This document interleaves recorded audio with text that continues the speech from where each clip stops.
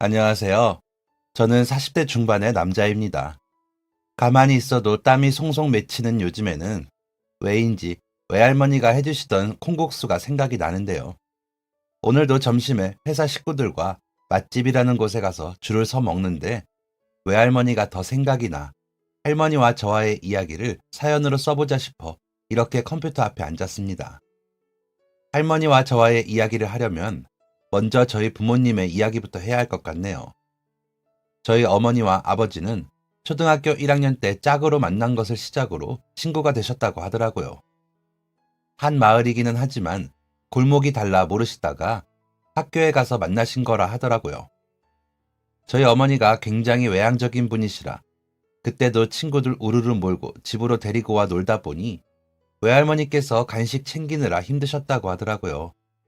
그러다 보니 저희 아버지도 함께 어머니 집에 가 놀고 간식까지 얻어먹고 집으로 가셨던 거죠. 유난히 똘똘했던 아버지를 외할머니는 예뻐해 주셨고 더 챙기셨다고 하더라고요. 그럴 수밖에 없었던 사연이 있기도 한데요. 아버지는 형제도 없는 집에 혼자 지내는 걸 알게 되신 거죠. 친할머니가 일찍 돌아가셔서 친할아버지께서 일을 다니시며 혼자 돌보셨는데 티도 안 날 만큼 아버지가 혼자서 잘 챙기고 다니셨나 봐요. 그래서 처음에는 아무도 몰랐는데 결정적으로 알게 된 일이 있으셨답니다. 저희 외할머니가 만들어주신 간식을 먹던 아버지가 눈물을 뚝뚝 흘리더래요. 그날 비가 와 부침개를 해주셨는데 너무 맛있다며 우시더래요. 비가 오는 날이라 모두들 각자 집으로 돌아갔는데 아버지가 혼자 오셔서는 미영아 놀자 하기에 때마침 부쳐놓은 부침개를 같이 먹자며 내밀었는데 아이가 우니 할머니는 무슨 일이 있나 싶어 놀라셨다고 해요. 밤털같이 예쁜 게 방울방울 눈물을 흘리는데 내 가슴이 미어지더라 라며 제게도 이야기하시곤 하셨죠. 아버지가 그렇게 우시니 저희 어머니는 무심하게 보시더니 옷소매로 아버지 얼굴을 쓱쓱 문지르며 눈물을 닦으시더니 울지 마. 너가 오니까 나도 슬프다. 부침개 먹다가 왜 울어? 라며 다시 부침개를 먹었대요. 그런 어머니를 보시던 아버지는 씩 웃더니 열심히 부침개를 먹더랍니다. 그래서 외할머니가 동네 분들에게 물어보고 알고 보니 아버지가 집에서 거의 혼자 지내는 아이였던 겁니다. 일찍 돌아가신 할머니, 일을 다니시느라 거의 집에 안 계시는 할아버지가 아버지를 돌보실 수가 없으셨던 거죠. 저희 어머니는 3녀의 형제 관계가 있으신지라 아버지는 저희 어머니를 따라와서 노는 게 좋으셨던 겁니다. 저희 어머니가 딱 셋째라 이모들이 어머니 친구들에게도 잘해주셨나 봐요. 그런 어머니 집이 아버지는 외롭지도 않고 좋으셨던 건지 다른 친구들이 오지 않는 날에도 어머니 집에 간 거죠. 아무리 할아버지가 아침 저녁으로 챙기셨다고 해도 8살 어린 남자아이가 혼자 집에 있기에는 배도 고프고 외로웠을 거라 생각합니다. 외할머니는 그런 사정을 아시고 난 후에 아버지를 더 챙기셨답니다. 아들이 없어 어른들과 외할아버지의 눈치를 보던 외할머니께 아버지는 아들 키우는 맛을 주셨다고 하더라고요. 어린 게 자존심이 살아서 혼자 힘든 티 안 내려고 얼마나 야무지게 하는지 안 예쁠 수가 없더라. 라며 흐뭇한 미소를 짓던 할머니의 얼굴에는 뿌듯함이 있었습니다.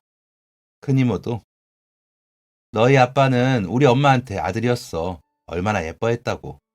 라고 하실 정도로요. 그렇게 외갓집에 드나들기 시작한 아버지는 중학교, 고등학교에 가서도 저희 외갓집에 오셨답니다. 여름이면 콩국수 달라고 찾아오고 겨울이면 부침개 달라고 찾아오더래요. 여중과 남중으로 갈라져 어머니와 마주칠 일이 없는데도 할머니를 만나러 오고 눌러앉아 간식을 먹고 있고 했답니다. 그러다 어머니가 고등학교에 올라가고 얼마 뒤에 외할아버지가 돌아가셨는데 그때 아버지가 굳은 잡일을 도우시며 장례일을 도왔고 그런 아버지에게 어머니는 이성적인 감정이 드셨답니다. 그래서 아버지가 오면 할머니를 도와 챙기기도 하고 같이 심부름도 가고 그러셨답니다. 그러다 고등학교 졸업 후 아버지가 군대에 가셨고 어머니는 면회도 가고 편지도 쓰고 하면서 제대 후 결혼을 하셨답니다. 친할아버지는 어머니를 반기셨고 예뻐해 주셨답니다.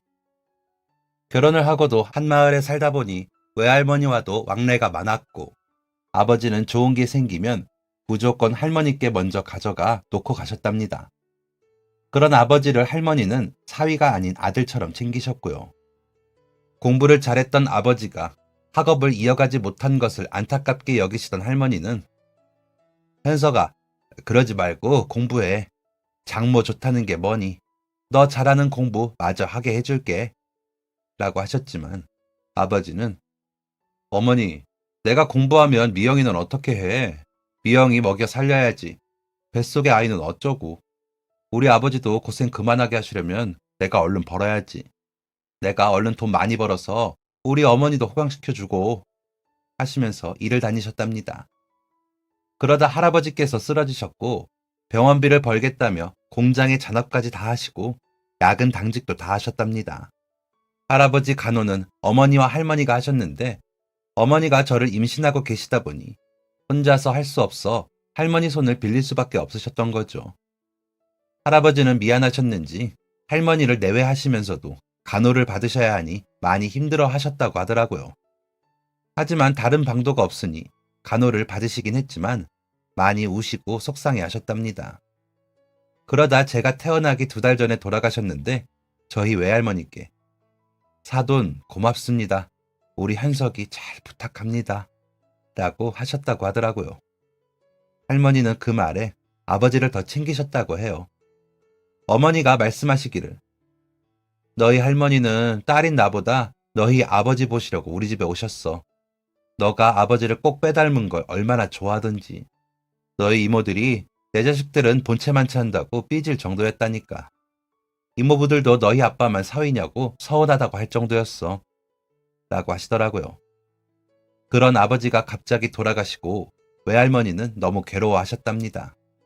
저희 아버지가 일하시던 공장의 기계가 폭발하면서 그 곁에 있다가 돌아가셨는데 아이고 현석아, 너를 공부를 시켰어야 했는데 일만 하다가 죽다니 라며 쓰러지실 정도였다고 하더라고요. 그날도 대신 야근을 서느라 공장에 계셨던 아버지셨기에 어머니도 그 애달픔이 너무 크셨답니다. 새 돌도 지나지 않은 제가 아빠를 찾으며 올 때는 어머니는 더 눈물이 나셨답니다. 외할머니는 그런 어머니를 가여워하시면서도 아버지를 그리워하셨답니다. 어머니는 저를 키워야 하니 아버지와 살던 집을 팔고 할머니 댁으로 들어가셨답니다. 그러고는 엄마, 우리 혁수 현석이 대신 좀 키워줘. 나는 이제부터 나가서 돈을 벌 거야. 그런데 내가 뭘 알아. 무조건 나가서 배워야지. 그런데 혁수까지 달고 일 못해. 엄마가 좀 봐줘. 내가 생활비랑 애 키우는 데 들어가는 돈은 벌어서 댈게. 젊은 나이에 과부된 딸 사정 좀 봐주라. 라고 하셨대요. 그랬더니 할머니는 저를 안으시면서 내가 그 정도는 하지 못하겠니? 우리 현석이 저 세상에서도 근심 안 하게 내가 잘 키우지. 걱정 말고 너 하려는 거 해봐. 라고 하시더래요. 그날부터 저는 어머니가 아버지 역할을 하시고 외할머니가 어머니 역할을 하는 집에 아이로 자랐습니다. 어머니는 처음에는 여러 일을 배우려 여기저기 다니셨는데 그중 미용일이 맞으셨나 봐요. 그래서 제법 큰 미용실에 취직을 하셨는데 제법 솜씨가 좋으셨는지 어머니를 찾는 손님이 늘기 시작했다고 하더라고요. 원래도 손재주가 좋은 편이셨는데 미용일도 금방 배우셨던 거죠. 할머니는 팔자 드센 여자나 하는 일을 굳이 한다고 그러냐. 안 그래도 딱한데. 라고 하시긴 했지만 그래도 번듯하게 출근하는 어머니를 위해 아침 밥상부터 저녁 밥상에 반주까지 준비를 해주셨답니다. 고단할 때는 딱 한 잔만 마시고 자는 거야. 그래야 푹 자고 피로가 풀려서 내일 아침에 거뜬히 일어나지. 라며 늦은 저녁을 드시는 어머니 곁을 지키시기도 했고요. 어머니는 나이 든 할머니께 저를 맡기고 죄송한 마음에 할머니가 하자는 대로 다 하셨답니다.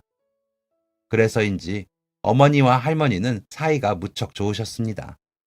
가끔 의견이 어긋나 한동안 말씀을 안 하시기도 했지만 저녁이 되어 어머니가 퇴근을 하시고 나면 다 풀린 듯이 아무렇지 않게 말씀을 나누고는 하셨고요.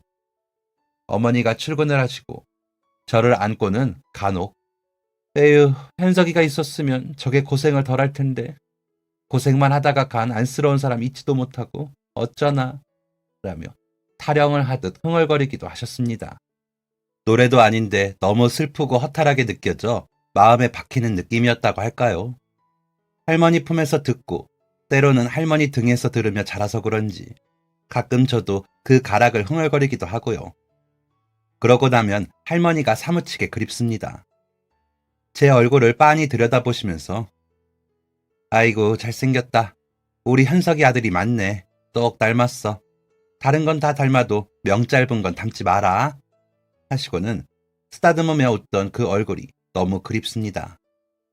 거칠면서도 따뜻한 그 손길에 제 마음이 따뜻해졌거든요. 제게도 할머니는 여름이면 콩국수, 겨울이면 부침개를 자주 해주셨습니다. 어린 제게도 맛있었죠. 제가 학교에 다니기 시작하면서 할머니는 제게 기대가 크셨습니다. 아버지가 공부를 잘하셨기에 저도 잘할 거라고 생각을 하셨던 거죠. 제가 입학식을 할 때 그러셨거든요. 혁수야, 공부 열심히 해. 할미가 대학까지 보내줄 테니까. 너희 아버지에게 못 해준 거 너한테 다 해줄 테니까 공부만 열심히 해. 라고요. 그런 할머니께 저는 네. 라고 웃으며 대답을 하고는 신나게 놀았습니다. 그렇다고 아예 기본기가 없던 것은 아니었지만 노력하지는 않았던 것 같습니다. 그런 저를 할머니는 처음에는 무섭게 혼을 내셨습니다. 어쩌려고 이래? 너도 공장에서 일하다 큰일 나려고 그래? 너희 아빠는 시험만 봤다 하면 100점이었어. 라며 큰 소리를 내셨죠. 오히려 어머니가 머리는 나 닮았나 보지? 냅둬. 하기 싫은 공부 억지로 시켜서 뭐해?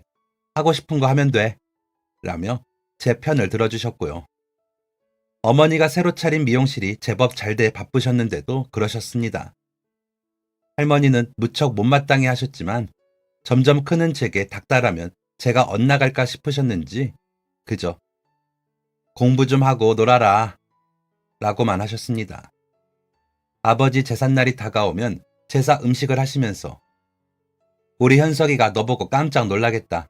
어디서 저런 놈이 내 아들로 나왔나 싶어서 라고 하실 때도 있었죠. 그런데도 제가 아버지 넉살을 닮았는지 할머니께 애교를 부리며 할머니, 그래도 내가 할머니 세상에서 제일 사랑하는데 진짜 나보다 아버지가 좋아? 하고 물으면 대답 대신 환하게 웃으셨습니다.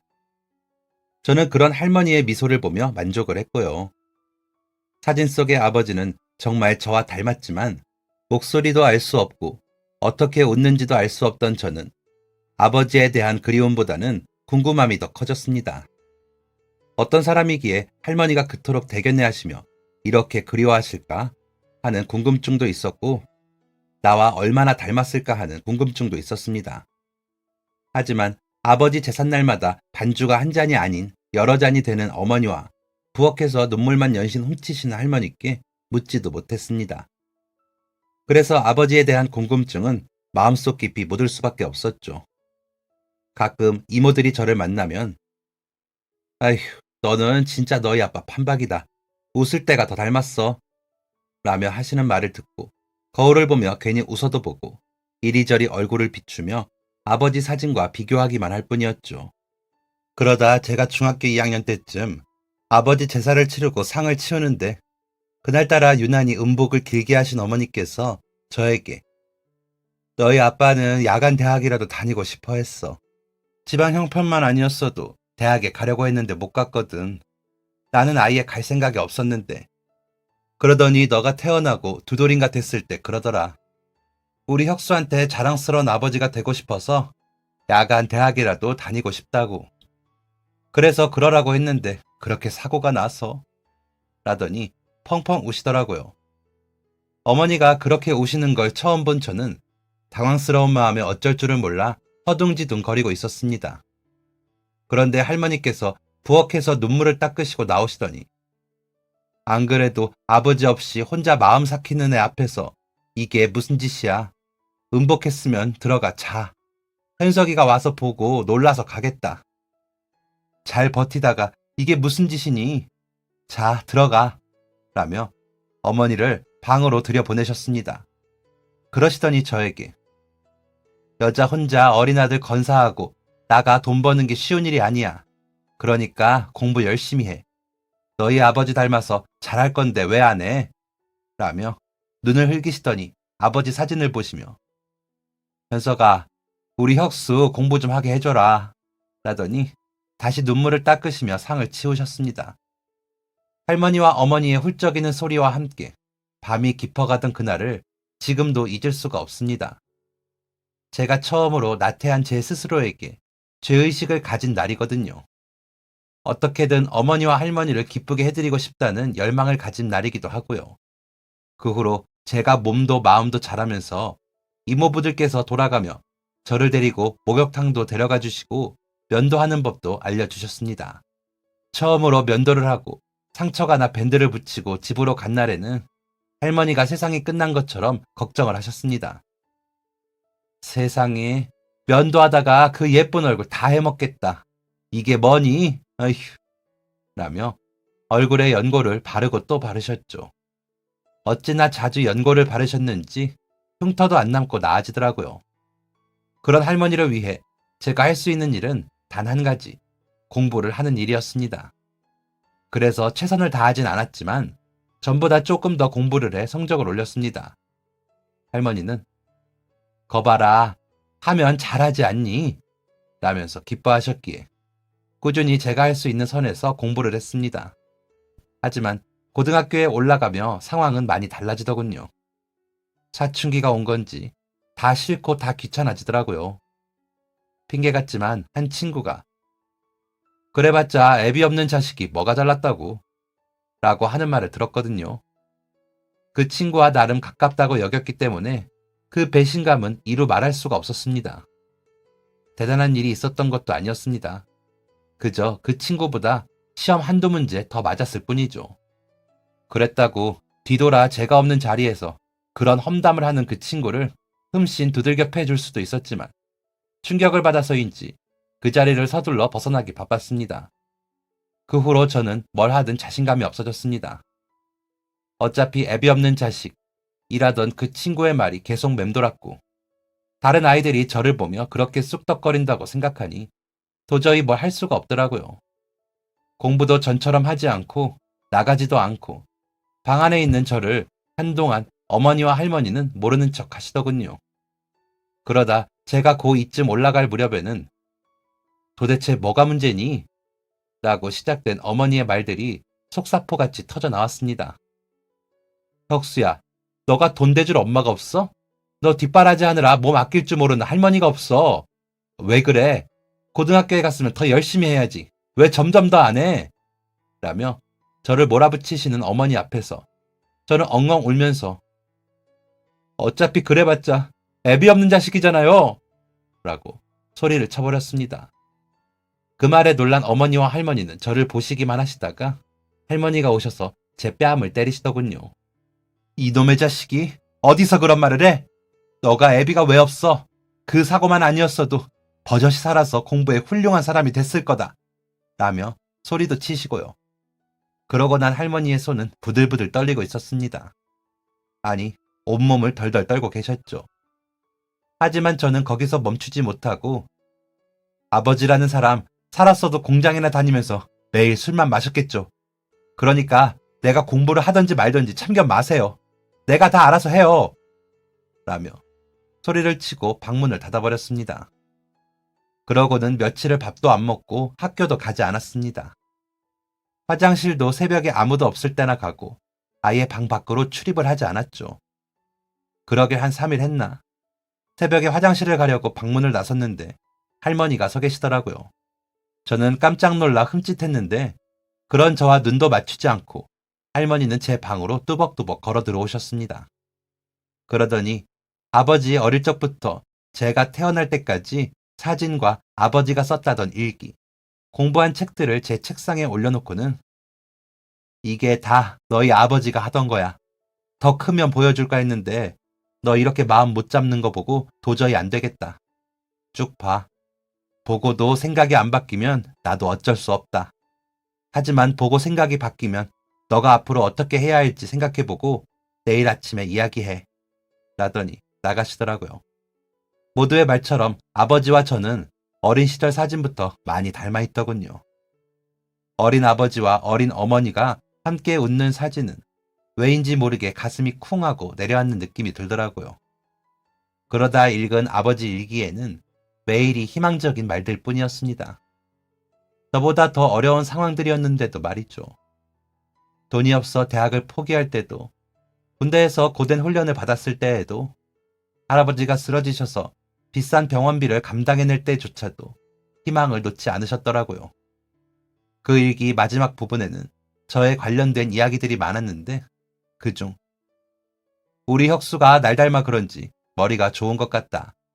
나중엔 내가 공부 잘하는 소년이었다는 걸 믿어주지 않겠지. 그때 부끄럽지 않은 아버지가 되기 위해 야간대학이라도 다녀야겠다. 혁수에게 아버지는 힘든 와중에도 포기하지 않았으니 너도 나중에 아무리 힘든 일이 일어나도 포기하지 말라고 당당하게 말해주려면 말이다. 라는 문구는 저를 몸서리칠 만큼 부끄럽게 만들더군요. 그리고 할머니가 어떻게 가지고 계셨는지는 모르겠지만 12년 동안 아버지가 학교에 다니며 받은 상장과 성적표들이 아버지가 얼마나 영리하셨는지 증명해 보이더군요. 저는 아버지의 사진과 일기장, 상장, 성적표들을 끌어안고 울었습니다. 제가 태어나 돈을 더 벌어야 했던 아버지가 가엾고 아깝다는 생각이 눈물이 나더라고요. 할머니가 저를 품에 안고 불쌍해하셨던 제 어머니와 아버지에 대한 부끄러움과 미안함에 눈물이 났습니다. 그렇게 한바탕 울었더니 동이 터오르더군요. 해가 떠오르니 앞으로 제가 어떻게 살아야 할 것인가에 대한 고민이 시작되더군요. 그렇게 하루를 꼬박 가만히 앉아 생각에 생각을 했습니다. 구체적으로 떠오르는 것은 없었지만 지금 이렇게 있는 것은 안 된다는 생각과 앞으로 나에 대한 고민을 더 하고 나의 미래에 대한 고민을 더 해야겠다는 생각이 떠오르더군요. 그래서 방 밖으로 나가 어머니와 할머니께 잘못했다고 빌었습니다. 다시는 안 그럴게요. 제가 잘못했어요. 죄송해요. 라며 무릎을 꿇고 우는 저를 본 할머니와 어머니께서는 저를 일으켜 앞으로 안 그러면 돼. 라고 해주셨습니다. 그러더니 할머니는 미리 끓여놓은 죽을 저에게 먹이셨고 그날 저녁까지 계속 음식을 만들어 먹이셨습니다.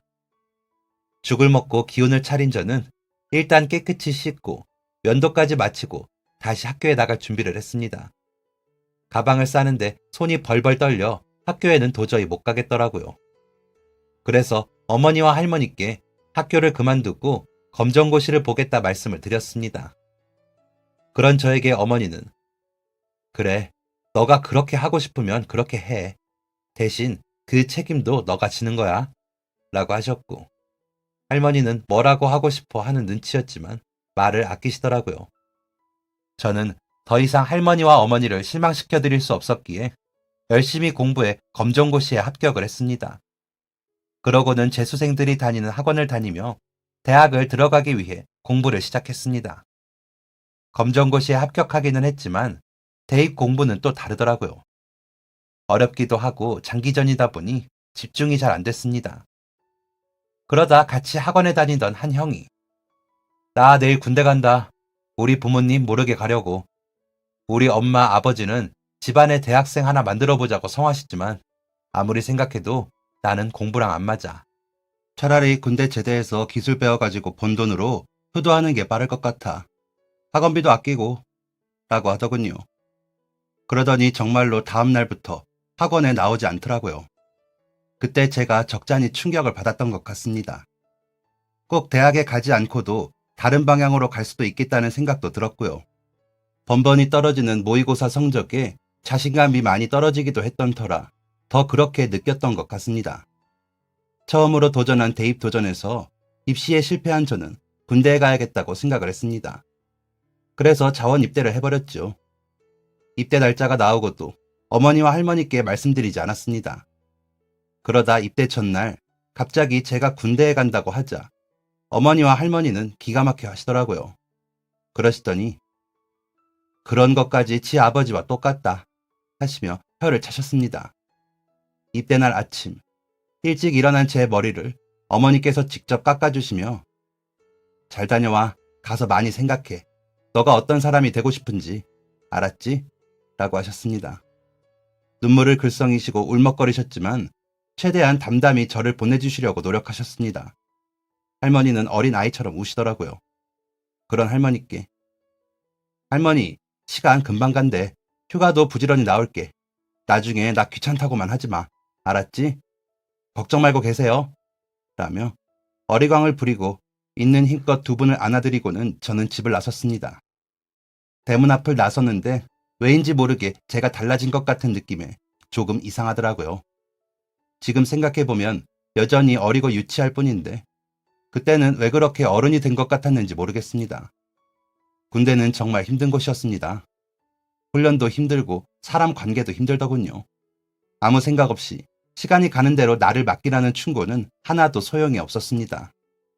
그저 내가 놓친 여러 가지 일들과 하지 말았어야 했던 내 과거의 잘못들에 대한 후회만 밀려오는 시기가 지나자 앞으로 다가올 미래에 대한 고민만 몰려왔습니다.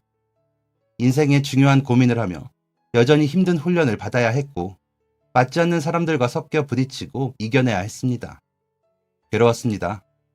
정말 뛰쳐나갈 수 있다면 가고 싶을 정도로요. 하지만 그렇게 끝나지 않을 것 같던 군생활도 마치는 때가 오더군요. 물론 미래에 대한 걱정에 여전히 괴로웠지만 그래도 인생의 한 고비를 넘겼다는 생각에 홀가분한 기분도 들었습니다. 말년 휴가를 나왔는데 할머니가 현석아, 너 좋아하는 김치찌개 끓였어. 하시기에 할머니, 나 혁수인데? 라고 했더니 할머니가 당황하시면서 누가 뭐래? 혁수, 밥 먹어! 라고 하시는데 저는 그저 실실 웃었습니다. 아버지 대신 효도하겠다는 생각도 했죠.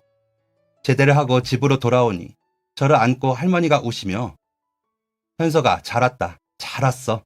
라고 하실 때도 그저 너무 좋아서 아버지 이름이 나왔나 보다 했고요.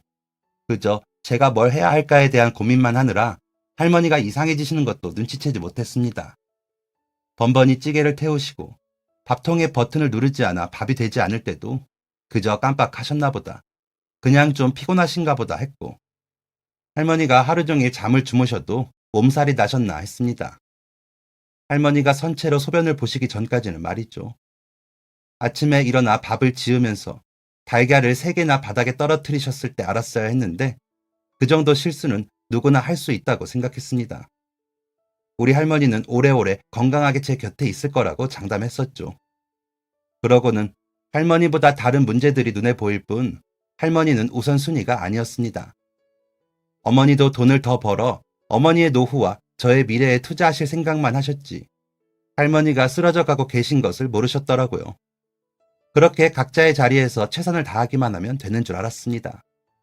그러는 동안 할머니는 점점 스스로가 낯설고 어색해지셨습니다. 그러다 어느 날 밤 거실 한복판에서 소변을 보시며 나 목말라, 물 좀 줘!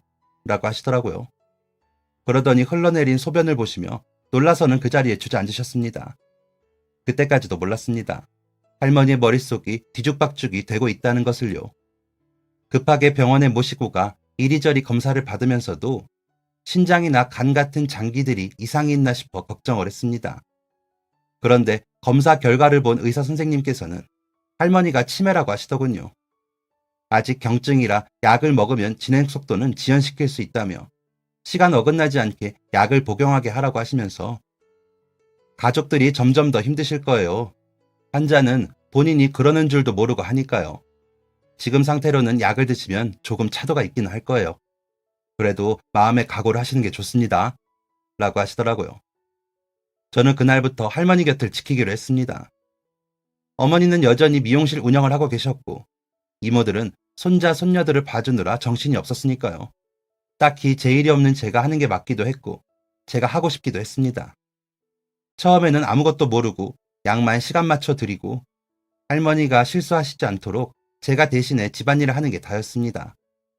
하지만 할머니는 점점 더 선망 증상이 심해지시더니 사람을 알아보지 못하는 일들이 번번이 일어났습니다. 이모들을 알아보지 못하시고 이모부들을 보고 무섭다고 숨으셨습니다. 어머니에게는 할아버지를 깨어낸 첩이라며 물건을 던지기도 하셨습니다. 하지만 제게는 여전히 다정하셨고 챙기려 하시더군요. 현석이라고 부르시면서요. 그러면서 현서가, 아줌마가 도와줄게.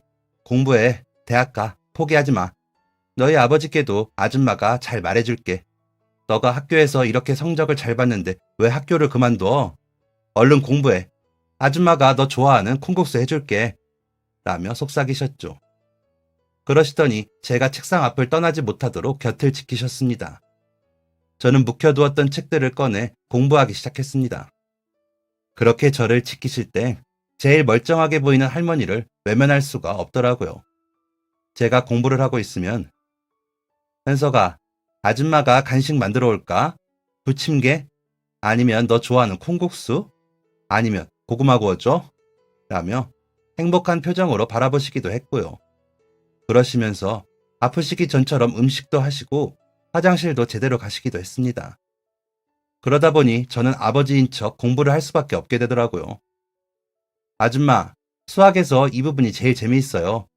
제가 좋은 대학에 가서 아줌마한테 이 은혜 꼭 갚을게요. 라고 하자 할머니는 정말 기쁘다는 표정으로 박수까지 치시며 어휴, 우리 현석이는 어쩜 말도 이렇게 예쁘게 할까? 진짜 현석이가 아줌마 아들이었으면 좋겠다. 라고 하시더라고요. 할머니의 성화에 공부하는 척 앉은 책상에서 오랜만에 본 책들은 전보다 더 잘 머리에 들어오더라고요. 그러다 보니 점점 더 빠져들어 진짜로 공부를 하게 됐고요. 하지만 할머니를 돌보며 공부를 하는 건 쉽지 않았습니다. 하지만 짬이 나는 대로 앉아 공부를 하였고 할머니는 그런 제 모습을 보며 좋아하셨습니다. 어떤 날은 공부하는 제 뒷모습을 보시면서 현석아, 아줌마 잠깐만 졸고 일어나서 밥 해줄게. 라고 주무시고 일어나 아유, 우리 혁수가 웬일로 책상 앞에 앉았니? 라고 정신을 차리시기도 했기에 저는 할머니와 지내는 대부분의 시간들을 공부하는 데 썼습니다. 그렇게 공부를 하다가 갑자기 제가 어느 정도인지 궁금해지더라고요. 그래서 모의고사 문제집이라고 쓰인 문제집을 사서 푸는데 성적이 꽤나 좋게 나오더라고요.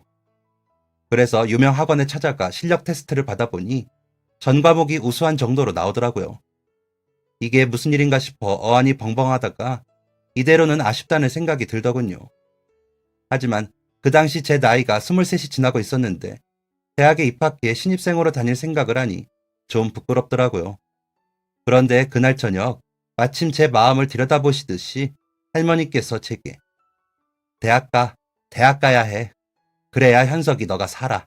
대학 가. 라며 눈물로 호소를 하시더라고요. 그래서 아주머니, 내가 대학 가면 아주머니랑은 누가 같이 있어요? 나는 지금도 좋아. 라고 하자. 안 돼. 그러다 너 공장 가면 불나서 죽어. 아줌마 꿈에 그렇게 나왔다니까. 라며 책을 제 손에 들려주시더니 공부해. 그래야 너가 살아. 얼른. 이라고 하시는데 저도 눈물이 나더군요. 아버지를 살리고 싶은 할머니의 어머니, 할머니의 기억을 바꾸었을 수도 있겠다 싶어 마음이 아프면서도 얼마나 속상하셨으면 정신을 놓으시면서도 그 기억만은 가지고 계실까 싶어 속상하더라고요. 그래서 대학에 가기로 결심을 했습니다. 아버지가 가려고 하시다가 못 가셨다는 한의대에 도전하기로 마음을 먹고 어머니께도 말씀을 드렸습니다. 어머니는 그런 저를 안고 우시면서 힘들면 다른 길도 있어. 아버지 대신으로 억지로 가려고 하지 마. 혁수, 너가 진짜로 하고 싶은 일이라면 해봐. 라고 하시더라고요. 그런 어머니의 말씀을 들으니 더 간절해지고 더 해내고 싶어졌습니다. 그래서 최선을 다해 준비를 했습니다. 하지만 첫 도전은 보기 좋게 실패로 끝났습니다. 두 번째에는 꼭 합격하겠다고 더 열심히 했지만 그때도 불합격이더군요. 하지만 점점 더 저에 대한 기억보다 아버지에 대한 기억으로 살고 계시는 할머니께 꼭 한의대 합격증을 드리고 싶다는 생각에 한 번만 더 도전해보기로 했습니다. 그러고는 한의대에 합격을 했습니다. 26살이나 되어서야 받은 합격증이 너무 설레고 좋더라고요. 할머니께 합격증을 보여드리고 열심히 공부해서 할머니 병을 고치겠다는 다짐도 했죠. 그러면 할머니가 다 나아져 예전의 할머니로 돌아가 저를 다정히 불러주시진 않을까 하는 행복한 상상까지 해버렸습니다.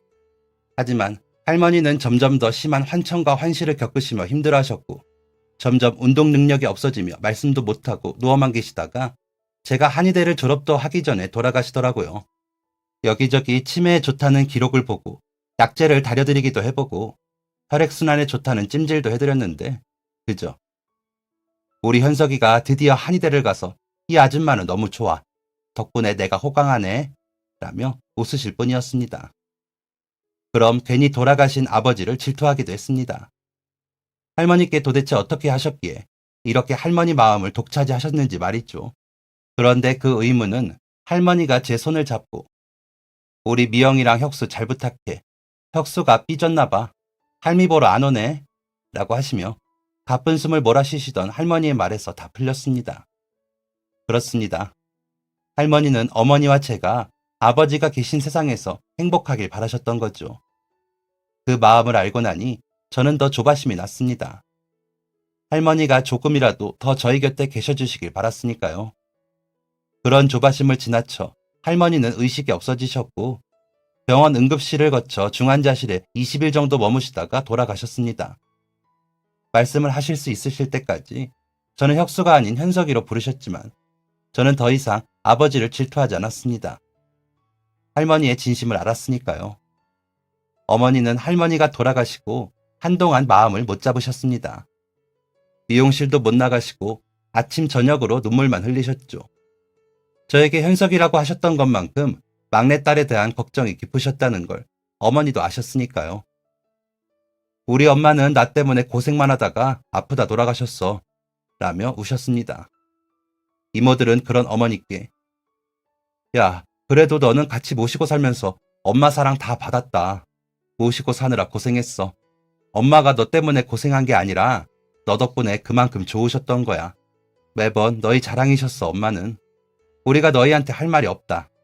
나름 먹고 산다는 핑계로 엄마를 너무 등한시한 우리가 나쁘지. 너가 왜 나빠? 고마워, 고생했어. 라고 하셨습니다. 어머니는 이모들 품에서 한동안 아이처럼 우시더라고요. 제가 중학생 때 아버지 제삿날처럼요. 그리고 이제는 저도 두 아이의 아버지가 되었고 어머니는 할머니를 빼닮은 할머니가 되셨습니다. 여전히 제 걱정뿐이시죠. 오죽하면 한의사인 저에게 건강 잘 챙기라고 잔소리를 하실 정도니까요. 저희 병원에 치료받으러 오셔서도 잔소리를 하신다니까요. 의사는 저인데요. 직원들 보기에 민망할 때도 있지만 그래도 대부분 웃고 넘기려고 합니다. 그래야 어머니 마음이 편하시다면 잔소리 들어드리는 것도 효도인 것 같아서요. 부모의 눈에는 자식은 챙겨야 할 숙제 같은 존재인 것 같습니다. 저도 저희 아이들에게 그러지 말아야지 하면서도 자꾸 잔소리를 하고 있더라고요. 그래서 그냥 어머니의 잔소리를 듣고 있습니다. 그러다 보면 할머니가 부들거리며 제 뺨을 치신 그날이 떠오릅니다. 두 분을 너무 아프게 해드린 것 같아 죄송한 그날의 기억이 저를 어머니 앞에 더 작은 아이로 만들거든요. 작은 아이가 된 저는 어머니의 사랑을 바라고 그 사랑에 감사합니다. 그러면서도 돌아가신 할머니의 그 떨리던 손끝이 사랑으로 느껴질 만큼 저도 나이를 먹기는 했나 보다 싶습니다. 하늘에서 저를 보시는 할머니께서도 놀라시겠죠. 아버지와 함께 지켜보시면서 저 녀석 나 살아있을 때나 저렇게 정신 좀 차리지 하실 수도 있고요. 그래서 매일 아버지 할머니께 말씀드립니다. 정신 차리고 살 수 있게 해주셔서 감사하다고요. 기억의 끈을 놓는 마지막까지 저를 포기하지 않아주셔서 감사하다고도 말합니다. 다시 만나는 그날까지 저는 더 열심히 살다가 더 훌륭한 사람이 되어서 뵙겠다고요. 그러고 나면 매일 더 열심히 사라지더라고요. 아버지가 못다 하신 것 하면서 할머니가 마지막까지 만들어주신 제 인생이 더 값지게 느껴져서요. 허투루 보낼 수가 없습니다. 그래서 앞으로 어머니와 아내, 아이들과 함께 더 행복하고 멋지게 살아보려고 합니다. 여러분들도 부모님이 주신 자신의 삶을 더 멋지게 사는 하루하루가 되시길 바랍니다. 그것이야말로 최고의 효도가 아닐까요? 더 나은 삶이라는 건 그런 것 같습니다. 더 행복한 날들이 되시길 바라며 이만 글 마치겠습니다. 저의 어리석고 어린 날들의 이야기들을 함께 해주셔서 감사합니다. 지금까지 사연 들어주셔서 감사합니다. 사연이 재밌으셨다면 구독과 좋아요를 눌러주세요. 감사합니다. 안녕히 계세요.